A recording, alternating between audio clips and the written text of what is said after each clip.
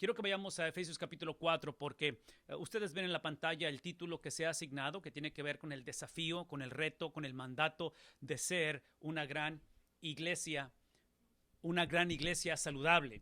Y a raíz de ello queremos invitarles a que consideren por un momento la importancia de la cual estamos hablando, porque esta carta a los Efesios es una de las cartas en las cuales el apóstol Pablo va a llevarnos a la realidad. No solamente nos va a mostrar los ideales, no solamente nos va a mostrar aquellas cosas que debemos de hacer, pero en esta carta de los Efesios quiero que iniciemos diagnosticando la realidad, a quién le está hablando, y esperamos que eso nos ayude a el por qué nos está hablando. Así es que están tomando nota, quiero que vean cómo desde el capítulo 4 al 17 al 5:20 es básicamente donde el apóstol Pablo presenta un diagnóstico, presenta la realidad de las iglesias que están viviendo en esta área de Éfeso. Entonces, yo no sé en qué contexto se encuentra tu iglesia, no sé de qué manera estemos navegando ahorita esta transición, de la cual trágicamente algunos la hemos traducido como que tenemos que pausar al ministerio o a lo que estamos haciendo, pero en realidad no es una pausa, en realidad esto es el avanzar, esto es simplemente el que estamos reiniciando, y parte de eso es entender que tenemos este diagnóstico, tenemos esta situación que nos presenta él del capítulo 4 al 17, versículo al 5:20, donde lo que encontramos son iglesias en esta provincia de Éfeso donde les caracteriza confusión, les caracteriza pecados no accidentales, pero habituales, donde encontramos falsas doctrinas y eventualmente, o como producto de ello, encontramos la falta de fruto del Espíritu Santo. Ahora, algunos de ustedes están más familiarizados precisamente con la sección que sigue en Efesios, que es del 21 en adelante, donde el apóstol Pablo, después de lidiar con este diagnóstico, obviamente introdujo capítulos 1 al 3, lo que es la base, y lo que vamos a hacer esta mañana, vamos a hablar del capítulo 4, básicamente al versículo, tal vez nos vamos a detener en el 15, en el 16, por ahí más o menos, y la parte que ustedes probablemente conocen mejor es donde él inicia esa conversación, donde habla acerca de esposos y esposas, sujétense mutuamente, y empieza a describir esta relación entre amar a las esposas otra vez el respeto a los maridos, y empieza esa relación de padres con hijos, habla acerca de lo que vendría siendo hoy en día trabajadores con empleados, o tal vez ciudadanos con gobierno, y eventualmente en el capítulo 6 se va a mover a lo que es la armadura de Dios o la guerra espiritual. Entonces, lo que queremos tratar de evitar en este tema o en esta mañana es lanzarnos automáticamente a los pasajes que conocemos, y estoy hablando otra vez de esa sumisión mutua, del matrimonio, de la crianza de hijos, de la relación civil o en cuestión del gobierno, y eventualmente en la situación espiritual. Queremos evitar eso porque hay una base, hay una razón por la cual el apóstol Pablo está introduciendo esto, que es lo que creemos que es la base de algo que produce salud. Lo interesante para mí del título de nuestra conferencia ha sido, y desde que me lo asignaron y cuando los vi, automáticamente mi mente fue ahí, y es el pensar en la cuestión de iglesia y en la cuestión de salud. Y ese es el principio que me encantaría que se llevaran. Típicamente hablo bastante, doy bastante información, son bastantes capítulos, así es que va a ser bastante la información, y desde ahorita les recuerdo que a través de las registraciones que nos mandaron, que es como recibieron los enlaces de Zoom, es que estoy por mandarles a terminar la reunión, y el hermano Orlando lo mencionó, mandaremos las notas. Así es que todo eso lo vamos a mandar, y obviamente los videos quedan grabados también aquí en Facebook y en los medios sociales. Pero quiero que recordemos esto. En cuestión de iglesia, la iglesia definitivamente es mayordomía, es simplemente es el grupo de personas que han sido separados para. ¿Sí? Anteriormente éramos separados de, ahora somos separados para. Y el objeto de esa separación, donde estábamos antes separados de, y ahora el objeto de la separación hacia o para qué somos separados, es una persona, y su nombre es Dios. Cristo es el esposo, ¿verdad? Es lo que describimos al final de Efesios. Entonces, el punto para mí es esto, es el principio que quiero que se lleven. Es que en cuestión de iglesia, literalmente no es de nosotros. Este hermano William Vanderbloemen, que tiene un ministerio que se dedica básicamente a conectar como una bolsa de trabajo entre iglesias y pastores, o iglesias y ministros en cualquier aspecto de la iglesia. Él escribió un libro que se llama Siguiente o Próximo, en inglés es Next. Y en este libro, su libro inicia con una frase o con un enunciado, una oración que básicamente siente el tono de nuestra conversación y siente el tono de la realidad del ministerio pastoral o de la vida de la iglesia. Y esto es lo que dice en su libro. Él dice, todo pastor es pastor interino. Y esa frase tiene que, otra vez, hacernos frenarnos un poquito al hablar de la salud de la iglesia, porque la salud de una iglesia definitivamente depende del liderazgo saludable. Depende de los que formamos o los que somos la iglesia. Entonces, cuando hablo acerca del liderazgo, y ahorita vamos a tocar el tema del liderazgo, estoy hablando acerca desde la perspectiva de que una de las características de un liderazgo saludable es precisamente entender que como pastores, como líderes, como miembros, como seguidores de Jesús, en nuestra relación con la iglesia somos literalmente transitorios. ¿Qué estoy diciendo? Que iglesias no saludables típicamente son estructuradas, vividas, navegadas, guiadas, servidas, lideradas, con una mentalidad de que estamos aquí para siempre, que somos permanentes. Y ustedes y yo sabemos que la iglesia es la que es permanente, pero nosotros no somos permanentes en nuestro papel o nuestra función que formamos aquí. Entonces, eso es lo primero que quiero que entendamos, que la palabra iglesia quiero que la conectemos con la palabra administración o mayordomía. Quiero que veamos la conjunción de esas o el sinónimo de ello. La siguiente palabra, que es salud, es otra palabra que otra vez mi tendencia al pensar como persona del siglo XXI, al pensar como pastor o al pensar como plantador de iglesias, al pensar como alguien que está apasionado por la obra de Dios, mi tendencia es pensar que la salud de la iglesia depende de mí. Y menciono todo esto porque tanto la palabra iglesia o lo que es la iglesia como la salud, en este caso de la iglesia, los dos tienen en común que son componentes, y otra vez, si están tomando nota, es la palabra foráneo. La salud que la iglesia necesita no es la salud que puede provenir o emanar simplemente de un liderazgo, de sus miembros, de una estrategia, de mucha oración, de mucho compromiso a predicar el evangelio. Yo creo que esos son los componentes o los vehículos de donde emana en sí la fuente de salud. Y todo esto lo menciono porque la salud de la que estamos hablando es una salud foránea. Es la salud de alguien más inyectada, transmitida, transferida o acreditada a la iglesia. Así es que yo no sé si esto que estoy explicando de alguna manera da un poquito de descanso para los que tenemos el privilegio de servir. Y otra vez, todos servimos o todos tenemos una función interina, no hay permanentes en cuestión de la iglesia, pero en este caso, ¿cómo educar, cómo navegar en tiempos como estos donde tanto la iglesia, mi relación con ella, soy interino, por lo tanto, tengo una ventana de oportunidad que es pequeña porque los años pasan rápido, porque las fuerzas pasan rápido, porque es cuestión de administración y en cuestión de salud, entender que lo que la iglesia necesita no es simplemente una nueva visión, no es simplemente una replantación o revitalización, no es simplemente un nuevo liderazgo o tal vez nuevos diáconos. Todo eso son conversaciones legítimas, pero entender que la salud de la iglesia es precisamente de aquel que prometió que venía a redimirla, aquel que la compró, aquel que literalmente entregó las llaves del reino. Las llaves del reino precisamente a la iglesia. Estoy hablando de Cristo. Entonces, ¿qué significa todo eso? Bueno, otra vez, lo que hemos considerado, porque el apóstol Pablo, otra vez, ya describió un poquito acerca de la realidad o del diagnóstico, y esa es una de las razones por qué esta carta es escrita, porque hay un problema serio. Si tienen oportunidad, esta tarde, este fin de semana, lean estos versículos y dense cuenta que esto es un caos, que es una iglesia no saludable, que es una condición bastante deplorable y que es lo que hasta cierta manera requiere, una vez más, vean lo que voy a decir, requiere la intervención foránea, la intervención de alguien más. Y no estoy hablando simplemente de la autoridad apostólica, en este caso del escritor de la carta que es Pablo, pero estoy hablando literalmente de una intervención divina. Entonces, esta mañana yo quisiera que sentáramos las bases, que lo que la iglesia necesita en medio de una pandemia, lo que la iglesia ha necesitado a través de las edades es literalmente la intervención exclusiva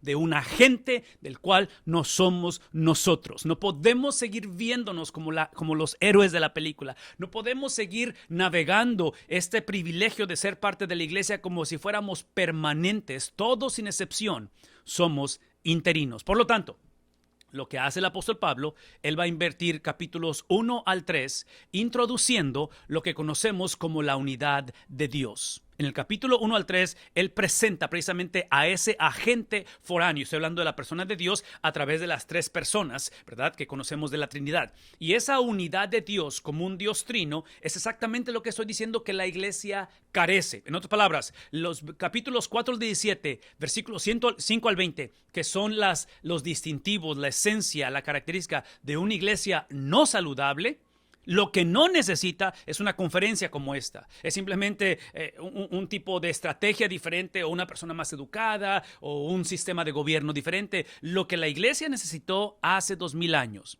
lo que ha necesitado a través de 2000 años y lo que necesita en este momento es literalmente la intervención de Dios. La pregunta es, ¿qué significa eso? Bueno, una vez más, capítulos 1 al 3 es la intervención directa de Dios, que esa intervención, vean lo que voy a decir, esa intervención directa de Dios literalmente existe para ser transferida. No podemos seguir siendo la iglesia que solamente hablemos o que afirmemos las verdades de la Biblia. Tenemos que entender, tenemos que recordar que en el caso de Cristo, su vida, su sacrificio, su ministerio, su ejemplo, no solamente fue para que nosotros pudiéramos ver como un modelo a seguir, pero es algo que ha sido acreditado y dado a nosotros, de lo cual, vuelvo a la palabra. La palabra para mí es administración. ¿Qué vamos a hacer con lo que se nos ha depositado? Y en este caso, una vez más, lo que se nos ha depositado es la unidad precisamente de Dios. Y esa unidad de Dios, que no es nuestra unidad, que no es nuestra necesidad que tenemos de que la iglesia sea saludable, que la iglesia salga adelante, todos esos deseos son legítimos, son buenos, pero una vez más,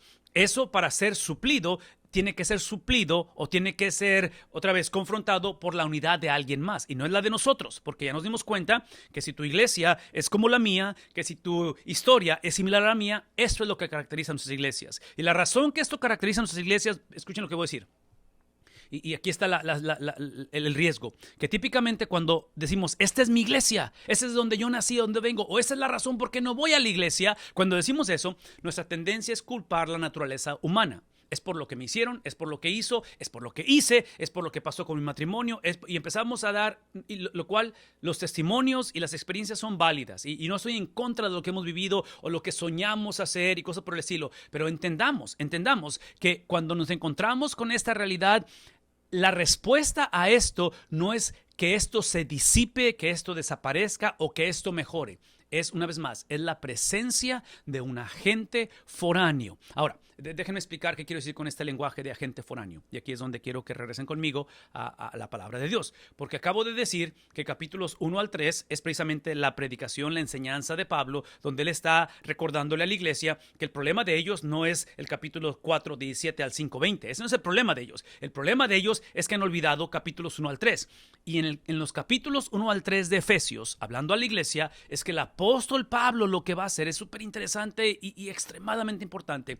Él introduce tres principios, capítulos 1 al 3, tres principios que no tienen nada que ver con lo que la iglesia ha hecho, con lo que la iglesia desea hacer, con lo que la iglesia debe de hacer, cómo la iglesia fue educada, cuál es su denominación, sus sueños. Y estoy pensando ahorita como denominación porque estamos en la iniciativa de algo completamente nuevo para Texas Baptist en español, lo cual creemos que es de Dios, lo cual creemos que el Señor nos lleva a hacer esto, pero escuchen lo que voy a decir. Aquí el punto no es la fórmula, la estrategia, el plan, el liderazgo, todo eso es necesario y es válido. Aquí el punto es de que literalmente el movimiento, literalmente la salud, literalmente la iglesia depende de la unidad de Dios, que el apóstol Pablo una vez más la introduce a través de estos capítulos 1 al 3, donde él introduce tres cosas, rápidamente, tres cosas que no tienen nada que ver con la gente, con la iglesia, con el liderazgo, con su disfuncionalidad o con su eficacia. La primera de ellas es el concepto de predestinación.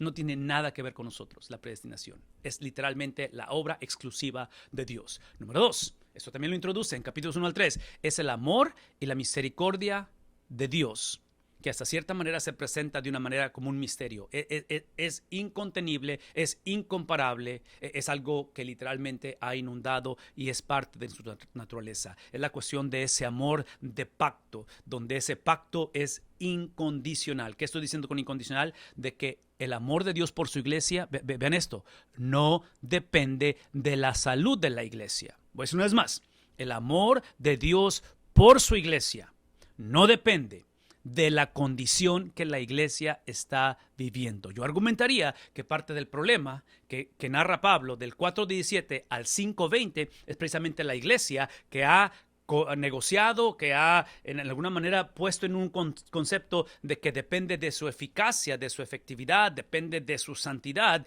que Dios muestre su amor. Y Pablo en capítulos 1 al 3 va a hablar del amor y misericordia de Dios, que no tiene nada que ver con la manera en que se comporta su iglesia o sus hijos. Y el último es la verdad que ha sido revelada, la verdad que fue anteriormente, digo anteriormente antes de Cristo, anteriormente como algo escondido o algo secreto, pero ahora revelada a través de Cristo, y esta es la verdad, este es el misterio revelado, que judíos y gentiles son uno en Cristo Jesús. Nunca antes escuchado, visto, vivido o percibido. Pues una vez más, porque otra vez nosotros 2000 años después, aunque tenemos problemas raciales, aunque tenemos problemas de bullying, aunque tenemos tráfico humano, aunque tenemos el abuso doméstico, aunque tenemos el abuso en la iglesia y tenemos un sistema disfuncional por todos lados, estoy consciente de ello, pero nada de esto hace justicia al tipo de racismo, al tipo de prejuicio, al tipo de división que había en estos grupos, en estas iglesias, en momentos en los cuales muchas de estas doctrinas no están completamente cimentadas, donde la palabra del Señor, otra vez, es un movimiento en el cual esos apóstoles están trayendo esa autoridad, la cual, como siempre ha sido, va a ser cuestionada, va a haber resistencia. No es ironía ni es accidente que el apóstol Pablo, como pastor, como obispo, como anciano gobernante, como aquel comisionado por Dios, está escribiendo desde la cárcel, porque es una carta de prisión. ¿Qué estoy diciendo? Todo lo que estoy diciendo es que vean la base de la salud de la iglesia. La base de la salud de la iglesia, voy a decirlo una vez más, no puede ser la necesidad de crecer. No puede ser las masas de gente que están saliendo de las iglesias o que están yendo a una eternidad sin Cristo. Esa no puede ser la base de la salud de la iglesia. Todos son motivos de oración, son motivos para considerar, pero la salud de la iglesia, la salud de tu hogar, la salud de mi vida, mi relación con Dios, inicia con Dios, no inicia conmigo, no inicia con mi pasión y ahora que gradué del seminario y ahora que me acabo de casar y empiezo a traer toda mi tal vez en este caso mi currículum o mi experiencia. Todo eso es válido, no lo menospreciamos, son instrumentos, son en algún momento recursos para poder movilizar esto, pero Pablo establece este principio y lo deja desde un principio. Por lo tanto, después de explicar todo esto de lo que es la base, él se mueve a lo que es el capítulo 4, que ahora sí es donde la iglesia tiene que poner acción. Y el poner acción, por favor, una vez más, ¿está basado en qué? Está basado en la obra intercesora, en la obra misionera, en que a nadie le interesa la salud de la iglesia más que a Dios. A nadie. No hay otra persona que tenga más pasión por su iglesia que Cristo. Entonces, basado en eso, donde yo no soy el héroe de la película, donde tus habilidades son importantes pero no son supremas, donde una vez más, todos sin excepción, basado en la eternalidad, basado en el Dios que es el mismo a través de las edades, es que me ayuda a entender que yo soy transitorio, que yo soy interino. Todo pastor, ¿qué dijimos? Es interino. Por lo tanto, eso es lo que entendemos con respecto a lo que debe ser la iglesia. Versículo número 1 del capítulo 4. Por eso yo, después de todo lo que he explicado, por eso es que yo, que estoy preso por causa del Señor, les ruego, y aquí es donde empieza la acción de la iglesia, yo argumentaría que lo que Pablo está diciendo es que dejen de vivir. En otras palabras, cuando encontramos esta palabra de aliento, de ánimo a que vivan, típicamente esta palabra de aliento le precede una palabra de reprensión. Y la reprensión, por lo que leímos o estamos considerando del 4:17 al 5:20, porque Pablo obviamente ve el mensaje en su totalidad, no lo ve a través de capítulos, pero su totalidad, y la carta está dirigida a una condición que están viviendo. Aparentemente estas iglesias estaban viviendo en dirección opuesta. Entonces, es el concepto de un padre hablando a un hijo. Esta es la instrucción que te doy, pero es para corregir un problema. En otras palabras, la instrucción que te doy no es simplemente para que sigas viviendo como vives y simplemente pienses que vas a mejorar la situación. Lo que estamos hablando aquí es un cambio, es un giro de 180 grados, donde en lugar de ir en esta dirección, vas a ir en esta dirección. Entonces, por eso es que está diciendo, vivan de una manera digna del llamamiento que han recibido. Y aquí es donde regresamos una vez más a lo que hemos hablado de la intervención divina, de lo que Dios ha hecho, de lo que Dios ha prometido hacer. Y esta intervención divina definitivamente es el concepto de regeneración. Este llamamiento que está hablando él, que hemos recibido, es un llamamiento que nadie ha buscado, porque hablamos del capítulo 1 al capítulo 3, que es el Dios de la Biblia intercediendo. La salvación de tu alma, la experiencia que yo tengo de servir en la iglesia, una vez más, no inició por mi deseo, por mi pasión, porque toqué fondo y finalmente entendí y tengo que ir. No, es el Señor que creó todo esto y es ese llamamiento que hemos recibido. Por lo tanto, ese llamamiento es el proceso de regeneración, lo cual inicia a través de una transformación de nuestro espíritu, ¿verdad? El Señor conecta con nosotros de manera espiritual y en la conexión que tenemos espiritualmente, quiero que escuchemos esto. Al ser nacidos espiritualmente, no implica que los efectos del pecado antes de Cristo, que dañaron nuestro intelecto, cómo pensamos y nuestras emociones, nuestra alma, ¿recuerdan eso? O sea, la manera en que sentimos, nuestros sentimientos, la manera en que procesamos la vida, el contacto que tenemos con el mundo, el contacto que tenemos con nosotros mismos, la manera de estar consciente de las cosas, todo eso ha sido dañado por el pecado. Entonces, cuando hablamos acerca de esta regeneración, quiero que escuchen esto, que aun cuando Dios perdona y restaura, eso no implica que la iglesia no esté llena, no esté liderada, no se componga de hombres y mujeres como nosotros, como tú, como yo, como ellos hace 2000 años, los cuales tenían problemas con su intelecto, cómo pensaban, tenían problemas con sus emociones, cómo sentían y eventualmente con su estilo de vida. Entonces, cuando hablamos acerca del llamamiento que han recibido, el problema que encontramos en ese tiempo, hace 2000 años, en iglesias no saludables, el problema de tu iglesia, el problema de mi iglesia, no es tanto que no seamos el pueblo de Dios. Vean lo que estoy diciendo. Pero es que si el proceso es espíritu controlando intelecto, cómo pensamos, ¿verdad? El espíritu de Cristo controlando cómo pensamos y el espíritu de Cristo controlando nuestras emociones, cómo sentimos. El problema de la iglesia en Éfeso o de una iglesia no saludable es cuando esto se hace a la inversa.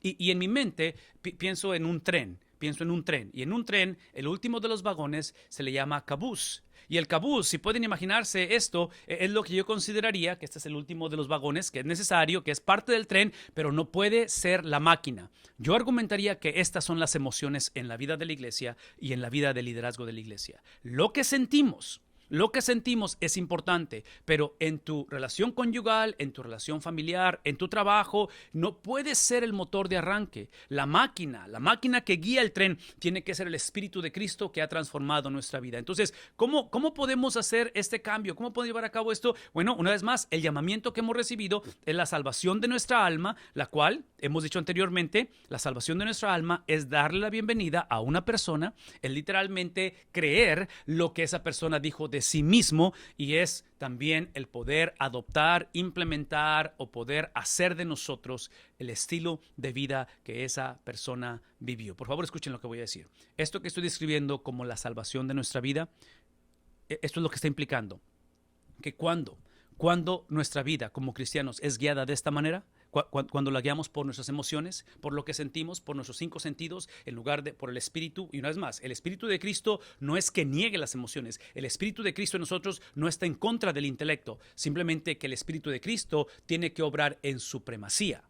Tiene que gobernar. Es lo que llamamos la plenitud o es lo que decimos la santificación o es la cuestión de que en este caso no solamente debemos estar posicionados en Cristo, pero tenemos que ser poseídos por Cristo. Entonces, cuando hablamos acerca de esta experiencia de la regeneración de salvación, cuando hablamos acerca del estilo de vida de Cristo que tiene que ser adoptado basado en la bienvenida que le dimos, aceptarlo, ¿verdad? Cuando reconocemos que hemos pecado, cuando reconocemos que Él es nuestro Salvador y cuando creemos en lo que Él dijo de su persona. Vean lo que voy a decir. Cuando hablamos de ese estilo de vida, es entonces que entendemos que ese estilo de vida de Cristo que estamos afirmando, que estamos recibiendo, que estamos abrazando, que estamos imitando, eso es lo que determina y esa es la razón por qué la iglesia no puede seguir siendo guiada por el cabuz, no puede seguir siendo guiada por las emociones. En otras palabras, los 33 años de vida que él reflejó cuando caminó en la tierra, eso es lo que determina la vida de la iglesia. Y en otras palabras, es lo que quiero decir. Y esto no lo puse en la pantalla,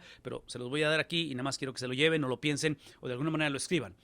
Todo lo que estoy diciendo es esto, que cuando hablamos acerca de la salud de la iglesia, no podemos seguir siendo la iglesia que su motor de arranque o su máquina, si piensan en un tren, sea literalmente la iglesia. Sí, la iglesia juega un papel importante, pero la iglesia es el componente de hombres y mujeres que nos caracteriza esto, que al final de la historia, la vida de Cristo, su pensar, su sentir, su cosmovisión, su trasfondo, su proceso, sus emociones, su estilo de vida, es la razón por la cual somos salvos. Entonces, ¿qué significa eso de una manera corporal, de una manera colectiva? ¿Qué significa esto en el hogar? Lo que significa es que si piensan en tres componentes y pensamos en cuestión de lo que es la iglesia o en términos teológicos, la eclesiología, si pensamos en términos de lo que es la misión o la misiología y lo que es Cristo o la cristología. Eclesiología, iglesia, misiología, la misión, el propósito y terminamos con Cristo. Este es el patrón que típicamente nosotros queremos tener, donde nosotros como iglesia, basado en nuestra teología, perspectiva, preferencias personales, quién es nuestro líder, quién fue nuestro pastor, de qué iglesia venimos, a lo mejor soy completamente nuevo, pero nosotros determinamos para qué existimos. Entonces por eso es que la iglesia empieza a agarrar o a tener tendencias que le conviene, que son favorables y se dan cuenta que la iglesia empieza a tomar el ADN de su líder. Es inevitable, pero en este caso creemos que el líder es Cristo, ¿verdad? Entonces, en lugar de que la iglesia determine la misión, sí, trágicamente vivimos en una cultura donde la iglesia, hablando del cabuz, hablando de cómo el tren está volteado, está de cabeza o está en dirección opuesta, es que la iglesia trágicamente hoy en día quiere determinar la misión. Vean lo que voy a decir. Cuando hacemos eso, el riesgo más grande es que la misión, basada en lo que la iglesia piensa, quiere, desea, su experiencia previa o sus sueños que tiene, ¿sí?, esa misión eventualmente forma o crea el concepto que tenemos de Cristo. Y aquí es donde Cristo tiene diferentes facetas, tiene diferentes tal vez expresiones en la vida de la iglesia. En fin, es la típica expresión, y esto va a ser un poquito prejuicioso, a lo mejor voy a ofender a alguien, pero necesito decir esto. Es la típica situación donde basamos nuestra relación con Dios casi exclusivamente en nuestras experiencias con Dios. En lo que experimentamos con Dios. Y es obvio que las experiencias con Dios no son malas en sí o no son en contra del evangelio, pero no puede ser el patrón, no puede ser la meta. Entonces, todo lo que estoy diciendo es esto. Lo que anhelamos y viendo la vida de Cristo como la meta y como la razón de la salvación o de la salud de la iglesia, en lugar de empezar con la iglesia, y la iglesia determinando el propósito por el cual existe, y ese propósito eventualmente expresa o comunica quién Cristo es, lo que estamos diciendo es que tenemos que invertir el orden. Y tenemos que ser la generación que a lo mejor por primera vez, basado en lo que estamos enseñando, basado en lo que estamos leyendo del apóstol Pablo, es de que por primera vez a lo mejor ponemos a Cristo como literalmente el esposo. Como que con esta expresión de su estilo de vida, de ver las verdades que él afirmó de sí mismo como el motor de arranque, donde literalmente como iglesia, como hogar, como individuo, si mis pensamientos van en contra de los pensamientos de Cristo, simplemente no lo hago, simplemente no los tengo, simplemente los confieso como rebeldía ante Dios. Si mi hablar va en contra del hablar de Cristo, si mi predicación va en contra del carácter de Cristo, si mi sentir va en contra del sentir de Cristo, simplemente no lo hacemos. A diferencia de, trágicamente, en un momento dado, cuestionamos, negociamos, en fin, el punto aquí es Cristo primero y Cristo, solamente Cristo. Y cuando hablo de Cristo, estoy hablando de lo que Él dijo de sí mismo. O sea, lo que Cristo dice de Él, no lo que tú piensas de Cristo, no lo que yo creo de Cristo, lo que tú y yo creemos es importante. Pero la pregunta es, ¿qué dice Él de sí mismo? Esa es cristología. Esa cristología es reflejada en lo que Él hizo o su estilo de vida. 33 años. Hay una razón por qué Él vive en este mundo por 33 años. Es la misión. Él cuando viene, Él invierte sus 33 años literalmente como la expresión de la razón por la que Él vino a este mundo. Ese estilo de vida es la misión de la iglesia. Ese estilo de vida es la razón por qué nos hemos constituido, por qué queremos plantar una iglesia, por qué sentimos revitalizar la iglesia, por qué sentimos, en fin, es Cristo, es simplemente Cristo, es su estilo de vida y es la misión, es misiología. Y ahora sí, esa misión, que son 33 años de perfección de obediencia, es lo que define y determina la eclesiología, determina quién es la iglesia, para qué existe la iglesia, cuál es la función de la iglesia, cuál es el propósito de la iglesia. No hay misterio en esto. Y el apóstol Pablo está batallando con esto porque eventualmente él enseña que la doctrina, todo lo que hemos hablado, se refleja de una manera relacional. ¿De qué manera relacional? Bueno, relacional porque en el versículo 2 habla acerca de humildad, de que debemos mantenernos en humildad. Una vez más, cuando escuchan este tipo de instrucción o de ánimo o de alentar a la iglesia, que aparentemente había problemas en estas iglesias bastante serios, por favor, mantengan esto en mente. Es una combinación de dos cosas. Es así como nuestras piernas. Cuando caminamos, ¿cuál de las dos necesitamos? La respuesta es ambas, ¿verdad? Entonces piensen en esto. Pablo está hablando de instrucción, está instruyendo y dice siempre humildes, pero es obvio que por lo que estamos viendo y el contexto de estas cartas, es obvio que está también corrigiendo, porque lo opuesto a humildad, diríamos que soberbia. Lo opuesto a humildad, véame tantito, lo opuesto a humildad es literalmente poner a la iglesia, poner tu matrimonio, poner tu persona, poner tus anhelos, poner tu economía, poner tu sexualidad por encima de la misión, que es el estilo de vida de Cristo, y las palabras de Cristo. Eso es lo opuesto a humildad. Humildad es en el nombre del Señor, con su dirección y su intervención divina, otra vez el agente foráneo, es lo que cambia el orden. Humildad es dejar que, otra vez, mi vida, mi sentir, mis experiencias, mi pastorado, mi liderazgo, mis anhelos, mi sexualidad, cualquiera que sea el tema, sea definido por lo que Cristo dice, no solamente de Él, pero de esos temas. Eventualmente la vida de Cristo reflejada es lo que hago con mi sexualidad, es lo que hago con mis hijos, es lo que hago con la iglesia, lo que Cristo hizo, y eventualmente todo eso define quién soy. Entonces, cuando hablamos de humildad, encontramos en la Biblia que solamente dos personajes se les atribuye esta descripción, este adjetivo de ser humildes. Y en este caso es solamente Cristo y Moisés. Por lo tanto, este es el punto. Cuando hablamos de humildad, porque estamos hablando de lo que la iglesia saludable debe de hacer, es hablar de una iglesia que de humildad habla de amabilidad. Yo quiero que sueñen conmigo, porque esa palabra amable o amabilidad es el concepto de alguien que refrena sus fuerzas.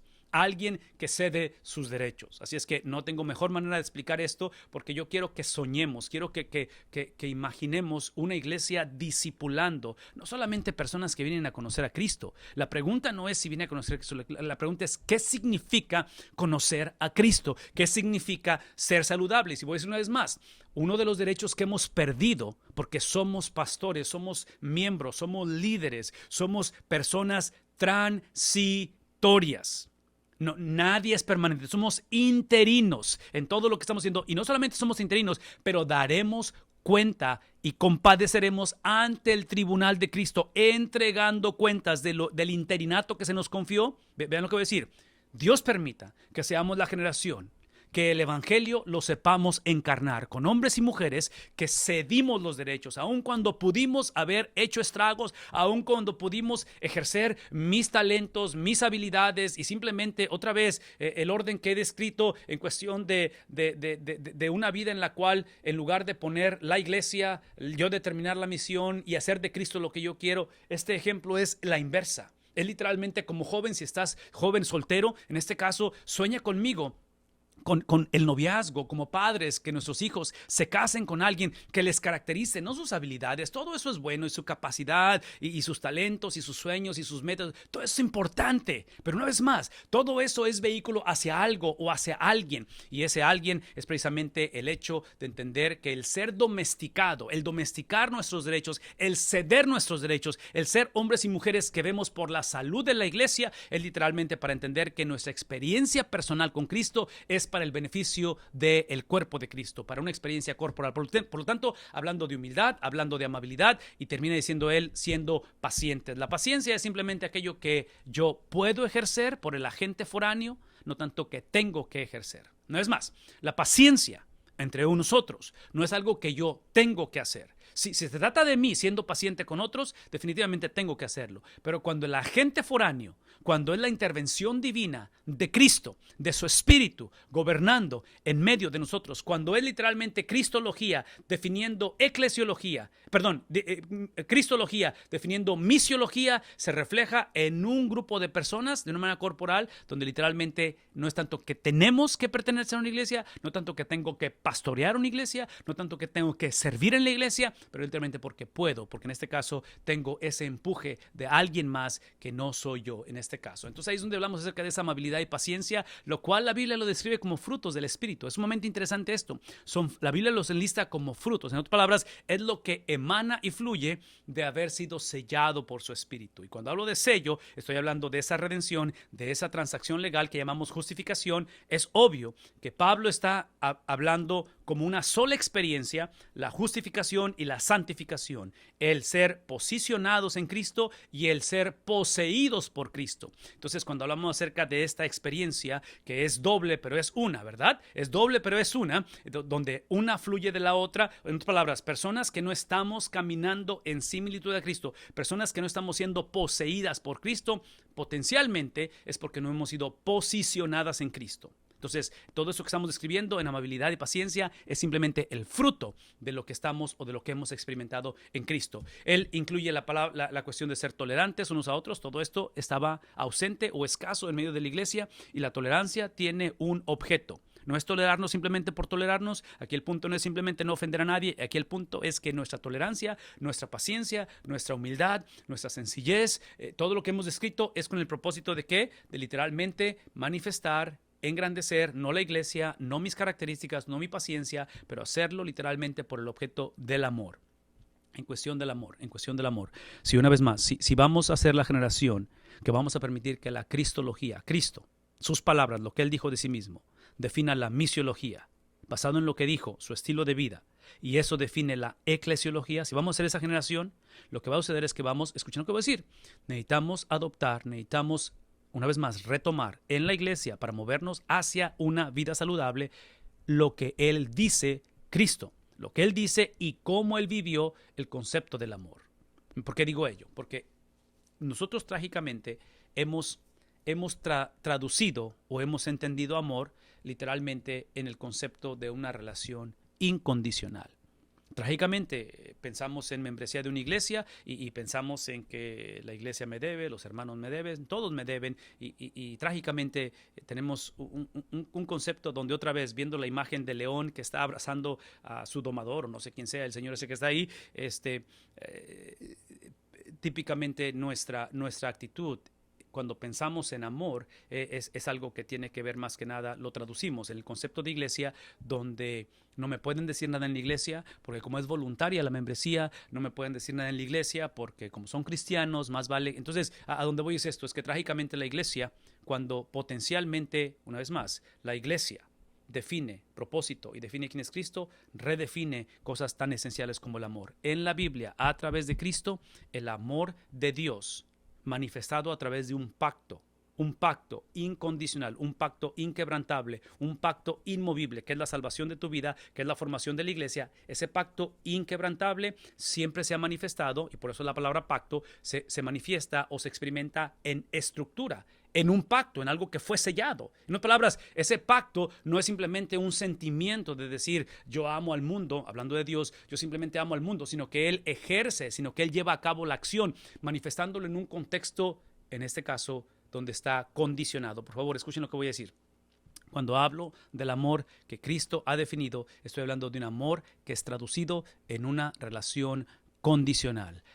La última vez que el hombre trató de vivir una relación incondicional en el nombre de amor, en el nombre de mis derechos, en el nombre de autonomía, la cosa nos fue mal. Y es la caída del hombre, el capítulo 3. Porque Dios, escuchen lo que voy a decir, Dios establece, Dios pone los parámetros, las condiciones, y esas condiciones son la expresión de amor. No sé cómo comunicar esto. Porque vivimos en una generación donde como cristianos, como iglesias, como no cristianos, cuando vemos reglas, cuando vemos estatutos, cuando vemos principios, típicamente nos pone nerviosos porque pensamos en autonomía, pensamos en la habilidad de poder decidir. Y vean esto, desde el principio Dios establece parámetros no para controlar al hombre, los pone para protegerlo al hombre. Y nos hemos dado cuenta por Génesis capítulo 3 que la protección que necesita el pastor, que la protección que necesita tu familia, que necesito yo, es de nosotros mismos principalmente. Es obvio también del enemigo, pero nosotros mismos. Entonces, cuando hablamos acerca de la protección o de los parámetros que él pone, literalmente eso es lo que dice el Señor. Dice el Señor, de todo árbol pueden comer, excepto del que está en el medio del huerto. ¿Recuerdan eso? Observen el lenguaje. De todo pueden comer, excepto de esto.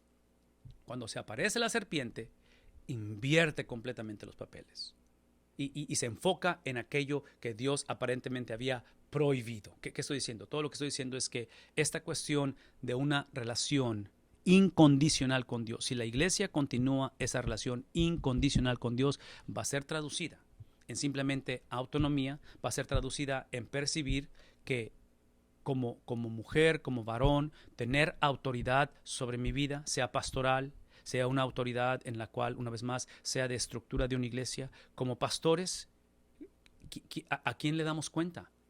¿Quién está por encima de nosotros? ¿De qué manera llevamos esto en el hogar? ¿De qué manera nos mantenemos en ese sentido donde vemos los parámetros establecidos para movernos hacia una relación de salud? Aquí es donde yo creo que el apóstol Pablo va a hablar acerca de ese esfuerzo, de esa agresividad o de esa continuidad, de esa intencionalidad hacia movernos hacia la salud, donde habla, observen esto, ese esfuerzo no es un esfuerzo simplemente porque podemos, porque somos capaces, no solamente porque hay necesidad, no solamente porque la cosa va hacia abajo, se está inundando el barco. Estábamos hablando del propósito es mantener la unidad. Y con eso voy a terminar. Cuando hablamos de unidad, déjenme decir nada más esto. Y esta es una característica de lo que estoy hablando. Cuando la iglesia determina la misión y cuando la misión determina quién es Cristo, en lugar de hacerlo a la inversa, cuando esto es el patrón, trágicamente leemos pasajes como estos y terminamos asumiendo o terminamos pensando o diciendo que unidad es literalmente uniformidad. La palabra de Dios no nos está pidiendo uniformidad, nos está pidiendo unidad. Uniformidad es lo que de cierta manera pedían los judaizantes. El apóstol Pablo en Gálatas va a pelear o va a luchar contra los judaizantes. Se cree que en Filipenses también potencialmente. Y los judaizantes lo que van a decir es esto. Estamos a favor del evangelio siempre y cuando ustedes primero se hagan judíos y luego la relación con Cristo. Y para los que tenían una relación con Cristo, querían traerlos nuevamente a los rudimentos de la ley. ¿Qué estoy diciendo? De que en cuestión de uniformidad es cuando demandamos, cuando pensamos que las personas tienen que ser como yo, pensar como yo, y si no tenemos cuidado, nuestras iglesias potencialmente empiezan a crear ese enfoque hacia adentro que no es saludable, en el nombre de Dios, pensando que esa unidad que tenemos, no nos damos cuenta, pero hemos creado uniformidad. Eso es lo que yo argumentaría en este día, que potencialmente lo que ha causado eso, los estragos y el efecto de dominó, es que tenemos una generación muy joven, estoy hablando de nuestros hijos y nuestros nietos, que es una población muy, muy grande, y que o están saliendo de la iglesia, o han salido de la iglesia, o no conocen la iglesia. Y es obvio que yo no puedo controlar quién y cómo. Es el Espíritu quien trae a la gente a sí mismo. Entonces esa no es mi labor, aun cuando yo quiero ver gente entregarse a Cristo. Pero de lo que sí soy responsable, y empezando como padre, como esposo, como hijo, empezando en el vínculo del hogar, donde obviamente expresa o donde vives esa unidad, de lo que soy responsable es que si por alguna razón, mi hija, si por alguna razón, mi esposa, si por alguna razón mis padres deciden caminar en dirección opuesta al evangelio, si por alguna razón alguien decide hacerlo en la iglesia como pastor, de lo cual yo soy responsable es asegurarme, esta es mi responsabilidad, asegurarme que si rechazan, más vale que rechacen el evangelio, que rechacen a Cristo, no una caricatura del evangelio. Cuando la iglesia, su motor de arranque es uniformidad, cuando la iglesia, su motor de arranque es literalmente eclesiología y ponemos la cristología al final, hemos perpetuado una imagen corrupta donde lo trágico de nuestra generación, este es mi argumento, lo trágico es que tenemos un éxodo, tenemos gente que está saliendo de las iglesias, hay gente que piensa que son salvos, no lo son, hay gente que son salvos y no lo saben, hay una confusión tremenda hoy en día por esta cuestión de uniformidad, de tal manera que hoy en día la tragedia, este es mi argumento, la tragedia es que la gente no está rechazando el evangelio, la gente está rechazando una caricatura del evangelio. La salud de una iglesia inicia con un liderazgo que entendemos que somos, ¿qué cosa? Interinos. Y si vamos a movernos hacia la intervención de un agente foráneo, que es lo que hemos enfatizado, ¿verdad? El agente foráneo crea esa unidad. Si estamos cansados de uniformidad y es tiempo de ver la unidad del Padre con el Hijo, con el Espíritu, ser transferida y obrar en nosotros, tenemos que iniciar con una actitud de arrepentimiento y reconocer que si por alguna razón nos vemos en este día desalentados, nos vemos a lo mejor con cicatrices, con heridas que no han cicatrizado por la vida de la iglesia, por la cuestión de la iglesia, por lo que sucedió, por los temores, por la manera en que me han aislado, o tal vez estás escuchando este mensaje por primera vez y tienes una idea preconcebida por lo que le pasó a tu papá, o eres hijo de pastor, o lo que haya sucedido. Mi invitación es que reconozcamos que sin excepción todos hemos sido confrontados con una caricatura del evangelio de alguna manera. Entonces, si pudiéramos sentar las bases esta mañana de que el evangelio no es lo que la iglesia dice o lo que la iglesia hace. El evangelio no es los ministerios de la iglesia o lo que la iglesia logra o quiere lograr. El evangelio es un judío, es el Hijo de Dios, el cual vino y literalmente con su sangre compró a su iglesia. Con su sangre Él ha rescatado a su iglesia y es el mismo que eventualmente, y no sabemos cuándo, eventualmente, pero sabemos que viene por segunda vez precisamente por su iglesia. Entonces la invitación es simple, es que reconozcamos que todos sin excepción hemos empezado con eclesiología, todos sin excepción nos encanta la misiología porque simplemente refleja nuestra cultura, nuestra uniformidad, y hemos hecho de Cristo un sirviente cósmico que se traduce como, una vez más, se traduce como una caricatura del evangelio. Seamos la generación, sea el Señor que nos permita en este tiempo en el cual estamos implementando o lanzando una iniciativa nueva para nuestra convención aquí en Texas y literalmente alrededor del mundo, que la Iglesia de Cristo juntos tengamos una experiencia donde hacemos esta transición reversible, donde Cristo, sus palabras, donde Cristo, su obediencia, porque esa es la misión, la obediencia de Cristo es la razón por la cual existimos, es la razón por la cual tomamos nuestro siguiente respiro, sea lo que determine quiénes somos nosotros.